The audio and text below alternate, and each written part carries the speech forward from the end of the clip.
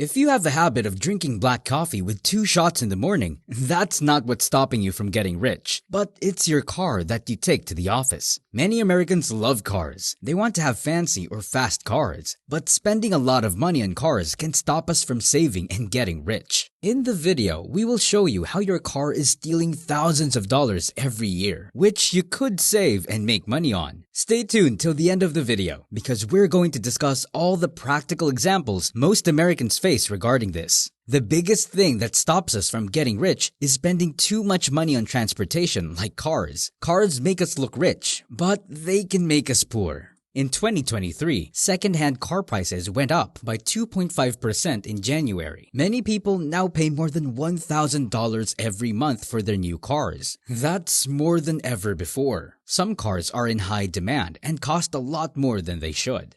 For example, a Porsche can cost $250,000 more than it should. This shows how people are struggling with high prices and payments, which hurts their overall money situation. According to AAA in 2022, it costs about $10,728 every year to own and use a car. This is a lot of money, and we need to think about it. Let's break down the costs for a 2018 Honda Civic and see how we can save money in each category. The total cost of owning a 2018 Honda Civic for 5 years is about $43,993, which is around $8,800 each year. This car is known for being affordable and is not a fancy or expensive car like a BMW. Even with its cheaper choice, owning this car is still quite expensive. If the average American makes about $54,000 a year, the cost of owning this car is about 16% of their income. This can stop them from saving and getting rich, especially if it's more than they can afford.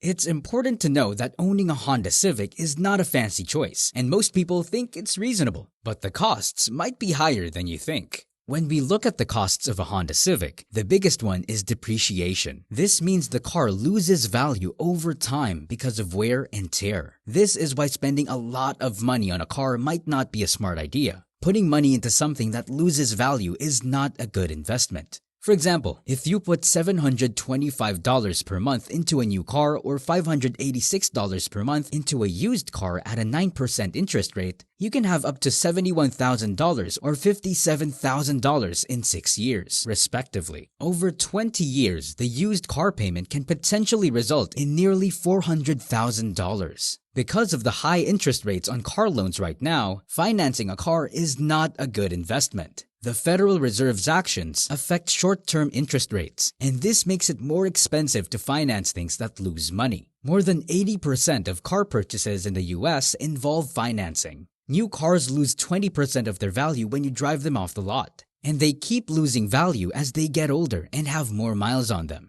If you want to save a lot of money on depreciation, consider buying a used car that's about 3 to 4 years old and has 30,000 to 40,000 miles on it. The best time to buy a car with the least depreciation is usually in the 3 to 5 year range. By then, most of the depreciation had already happened, and the car was still new enough to not need a lot of repairs. The biggest cost when you own a Honda Civic is taxes and fees. These are costs you can't avoid when you have a car. Every car, no matter what, has to pay yearly taxes and registration fees. To spend less on this, think about having fewer cars if your family has many of them. Some households with too many cars can save a lot of money by having fewer. Having an extra car that you don't need means paying more in registration fees. In California, where I'm from, there's also a recurring cost of passing a smog check. Unfortunately, it's tough to save money on this because taxes and fees are something you can't avoid. Another big cost is financing. When you finance a car, you're dealing with interest payments. Most people can't pay for a car all at once with, for example, $30,000 to $50,000. Instead, they make a down payment, which is typically around $5,000 to $7,000, and borrow the rest with interest. Interest rates for car loans have been going up, and right now, they're between 6% and 6.5% for people with good credit. If you have bad credit, your interest rate will be even higher. So it's a good idea to think about buying a used or older car instead of getting a new one with financing. Whether you choose to finance, lease, or buy the car outright, the interest fees can add up. But there's more to consider.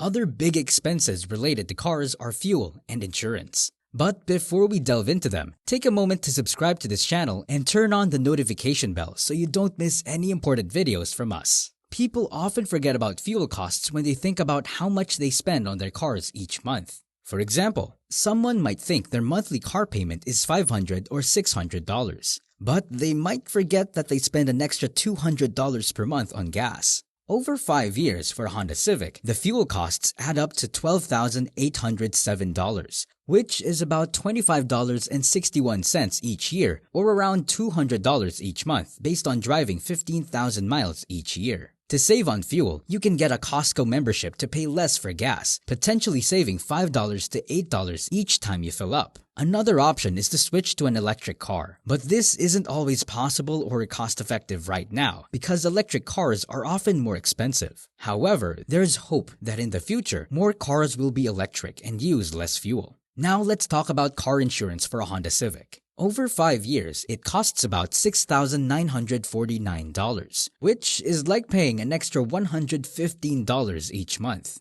To save money on insurance, here's a good idea. Every year, check your insurance rates. You can do this with your current insurance company, or look at offers from other companies like State Farm, Progressive, or Geico. They often try to offer lower prices to get new customers, so you could save money in the short and long run. You should also try to lower your bills for things like your phone and internet. For instance, call your cable company like Comcast around Christmas each year. If they can't give you a deal as good as the one they give new customers, they'll often give you a similar rate for another year or two. Keep doing this for 4 years. You can use the same trick with your utility bills by calling and asking about special rates. Now let's talk about car repairs and maintenance. It's not easy to cut costs here unless you know a lot about fixing cars, but you can learn some basic car maintenance from YouTube videos, like changing your oil. By spending 20 minutes watching a tutorial, you can save $100 to $150 every time you change your oil. If you drive a lot and plan to keep your car for a long time, this can add up to savings of up to $20,000 in your lifetime. But it depends on whether you enjoy working on your car. When your car's check engine light comes on, you can go to places like AutoZone for a free diagnostic scan. This helps you avoid unnecessary trips to the dealership. You can also buy your diagnostic scanner online for convenience. If you don't own a car and instead invest the average yearly cost of $10,768 in stock or self-improvement, you could potentially earn a lot more. For example, a $10,000 investment in a stock like Microsoft over 5 years could triple in value. But remember that investments come with risks. Another option to save on car expenses is to live closer to your workplace.